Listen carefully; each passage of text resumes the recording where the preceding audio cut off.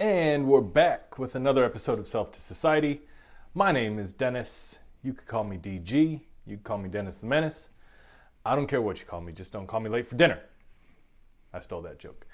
Today's episode is called Agnostic Jesus, and it is a deep and personal look into the last 6 or 7 years of my life. I started to go through a deconstruction of my faith because of a lot of reasons. I've shared those on the podcast. It's been a long time, so I'll give a brief recap. Having been involved in church organizations as the quote-unquote rebel or the one who was deeply misunderstood, there was always pressure for me to feel like I had to be something that I wasn't, or at times wasn't even capable of being. Like what I was asked to be isn't even the thing that I can be. And after 20 years, that starts to weigh on you. After being accused of things that you're not doing, after being, fired from churches for shit that is just not a problem, it starts to beat at you a little bit. The last thing that the people of the church did to me that made me want to walk away is I had started a home church called Liberation Gathering, and most of the people who came were friends that are part of the LGBTQ community, and they just wanted a place to talk about God and worship God and feel like they could be safe. And the amount of questions and conversations that I had to have with other people who believed in Jesus about why they weren't worthy of the space or of God's love or what the fuck ever was just fascinating, and it pissed me off royally. We then moved to Nashville, which was a beautifully hellacious time in my life in general, but that's at like the deep decline of my marriage, and the words spoken in Scripture about the comparison between Jesus and the people and the bride and the groom. It just didn't make sense to me anymore. And then I started to really think through all of the stories and all of the things that people believe and are forced to talk about. Like there was things that I would have to preach that I didn't necessarily believe, or that I was just deeply questioning, and there wasn't space for me to question those things. And so, creation is one of them. I do believe in a creator. So before I get there, let me pause for a second. This episode is called Agnostic Jesus. Agnostic means I don't know. It's the reason I started to identify as an agnostic is because I just simply don't know. We can have faith and we can read books and we can believe, we can have conversations, we can have experiences that nobody can take away from us. But at the end of the day, there are just some things that we categorically don't know, and it seems to be problematic when we say, I absolutely know about things that we categorically can't know. So taking on the title or space of an agnostic felt much more natural to me. It felt much more honest and legitimate about what I was believing, what I was working through, etc. Where the Jesus part comes into this episode is that I do deeply believe in loving the people around me with grace and with hope and with truth, and with a sacrificial type love where it's not just about me. It can be about you first, and maybe at the end of the day it's about us collectively, but it certainly just isn't all about me. And to be honest, I feel like I live that out better today than I ever did before when I was pastoring. And so the internal persona that I've taken on for myself is Agnostic Jesus. That's what I want to be.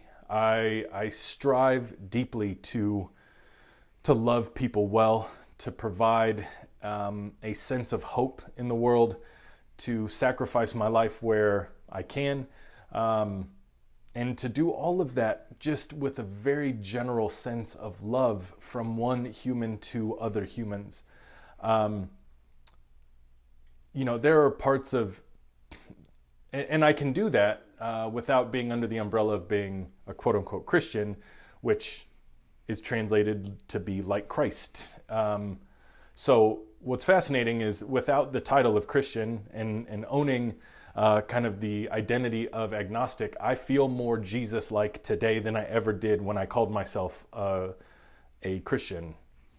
I don't particularly personally get hung up on whether I am called a Christian or not, or whether I identify myself with that word or with that phrase or not, because the words have never been necessary. To dig deeply into religious texts, into quote-unquote scriptures, into history, we find a common thread of people not particularly knowing what they should be called or what they should call themselves, but walking in a direction anyway.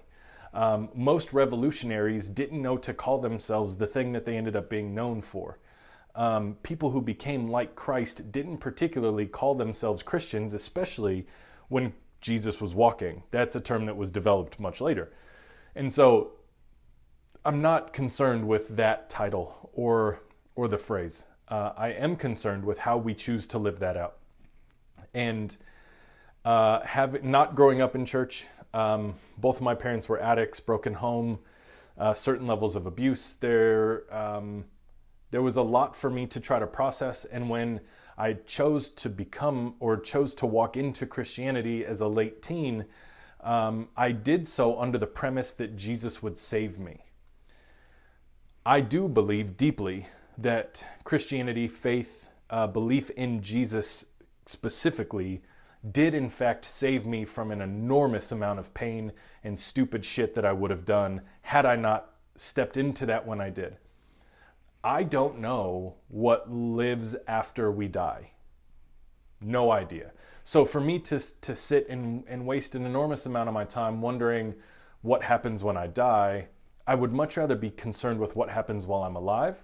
And so after death isn't even really a concern of mine. So if there is heaven, eternal place, all of those thoughts, I think I will be there.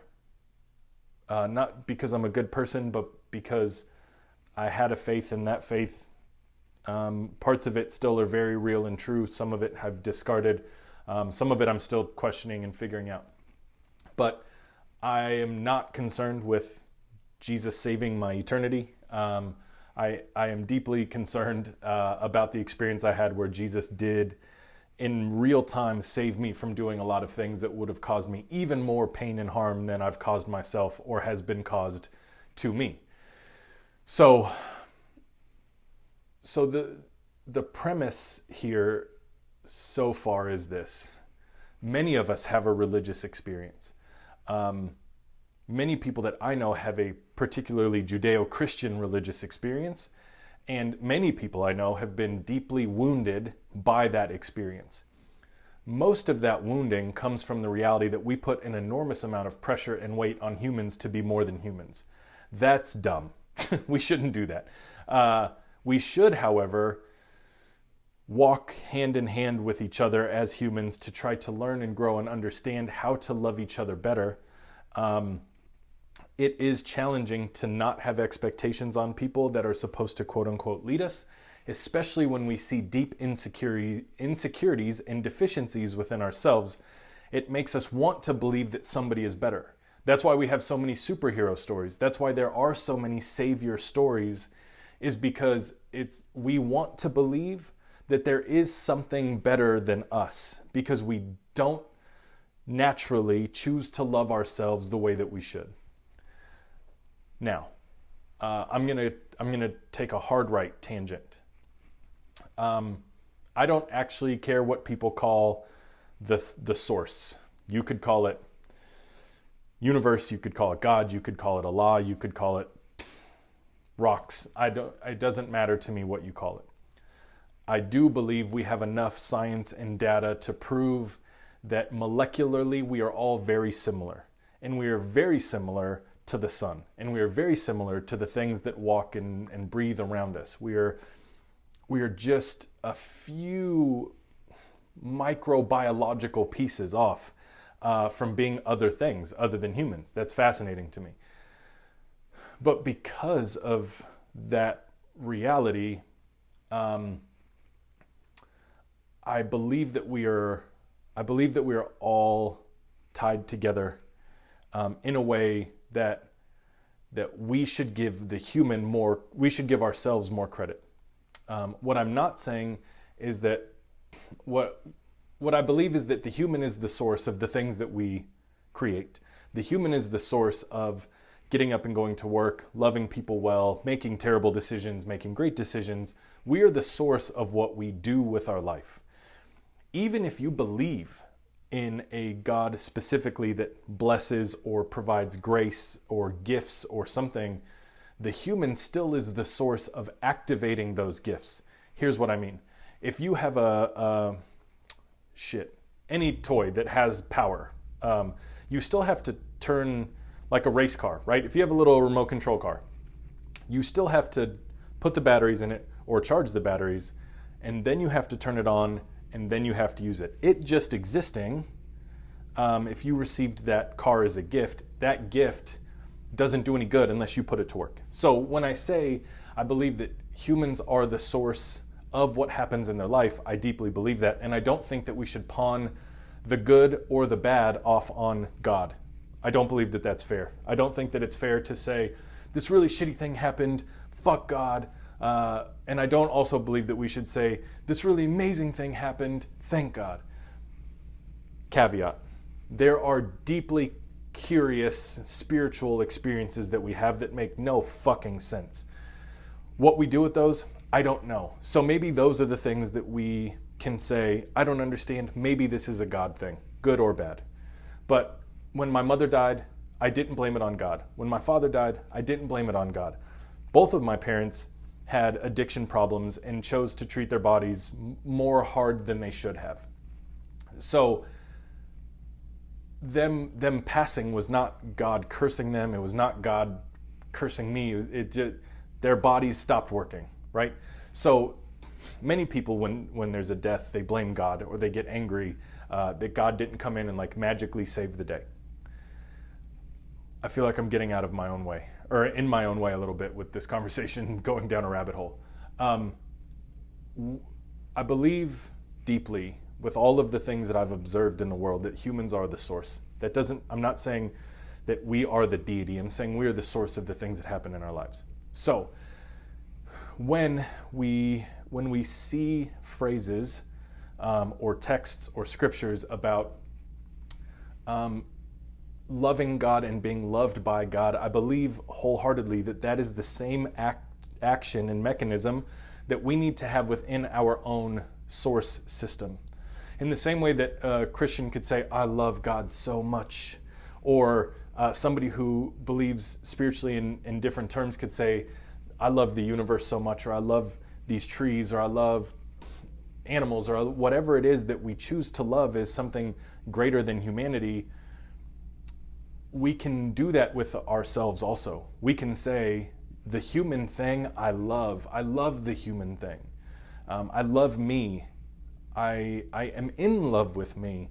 I am the source of all good things. I am the source of all bad things. When there's critique or revision or refinement to be had, it happens in me first. When there's growth and celebration and gratitude, that also happens in me first. And what we do when we think that way is we take all of the pressure off of everybody else. We take the pressure off of God or whatever we call God. We take the pressure off of other people around us to not have to live up to our expectations. It allows us to not project our bullshit onto other people. It allows us to not accept other people's bullshit in the same way. There's an enormous amount of freedom that happens when we allow ourselves to believe that we are the ones living out this life. Therefore, the bulk of my love should go to this thing, me. I should get the bulk of my love so that I have a cup that runneth over and can give plenty to other people. I have a tattoo on my arm. It's a little espresso mug or espresso cup. It's a little ceramic thing that holds espresso. And I got it as a willing vessel. That's terminology taken from the Bible. But I deeply love that analogy of being a vessel that's full enough for people to drink from. The only way that we are full enough to drink from and to have excess to give other people is if we are full ourselves. Otherwise, we're like digging salsa out of the bottom of an empty bowl. There's not much there, and we're scraping and scriming and trying to get some, and there's not enough for us, let alone anybody else. The reason that this feels so important to me is because I believe deeply that this was the heart of Jesus's message. I believe that at the heart of Jesus's message, what he tried deeply to get us to understand is nobody was worth excluding because of certain rule or law or differentiator. That all humans were created in the likeness and image of God, meaning we all are created in love, considering the idea that many people would say, quote, God is love. And so if that is true, then we're created in love. We're created in the image of love, and therefore we have the reflection of love that we just simply have to provide to the world. Right? A reflection is only really good if it's reflecting something. Think of shining a light off of a mirror, right? If you have that mirror and you have the light, but the light is not reflecting off the mirror, then it can't do that thing. And so when we have a full cup of love to give, we're able to then walk in the shoes and message and life of Jesus. I believe that. You don't even have to be a Christian to believe in Jesus or to believe in how to love people well and to walk in those shoes or sandals or whatever. So the idea of agnostic Jesus, and the reason for this particular podcast, is that I've been questioning an enormous amount of my faith. Again, recently I started to call God God again. For 5 years now I have not done that.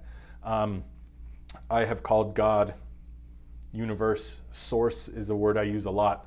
But very rarely would I say God, and specifically I'm not associating a gender to God when I talk to or about God.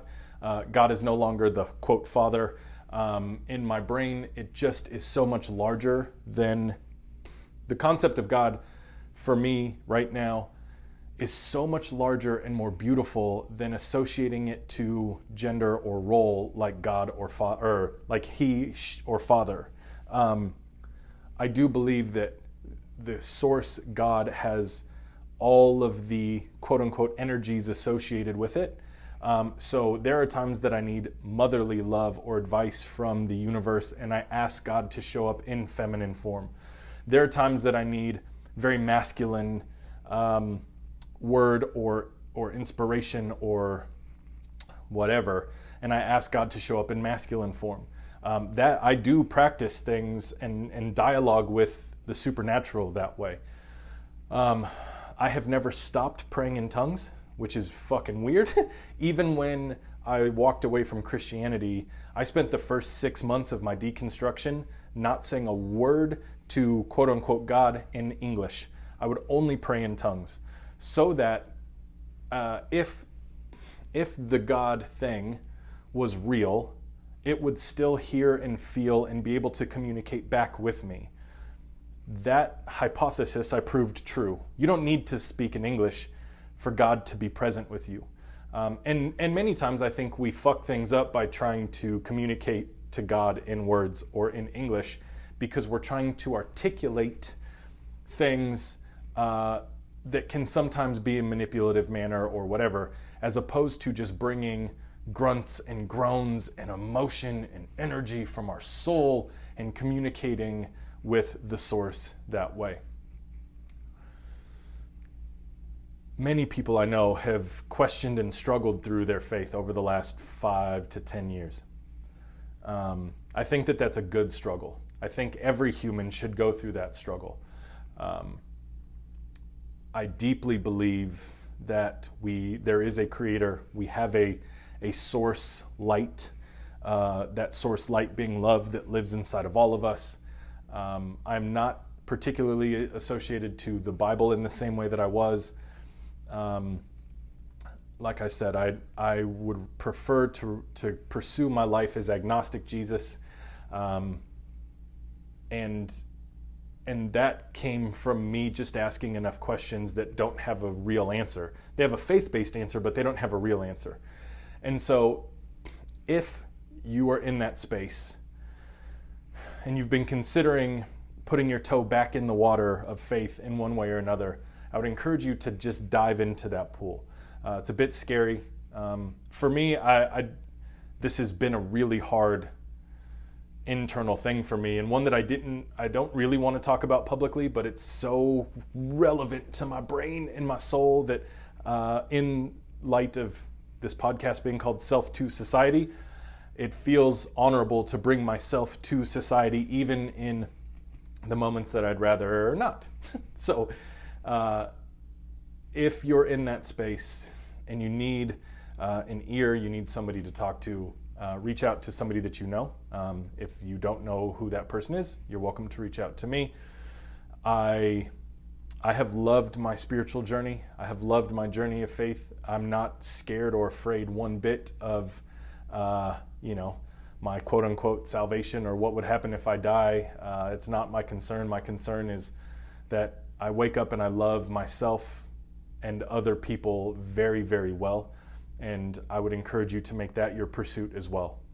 No matter what you identify yourself as, no matter what your faith or religious background is, whether you have one or not, if we are all into the idea that we share the same energy, that energy could be love, that energy comes from a source, whatever you call that source, I believe that is in the image of the God that is the source, and that God is love, and that love is the light, and that if I give myself the most amount of that love, then I have way more to give other people, people that I love in my life, people that I don't know. I have more to give.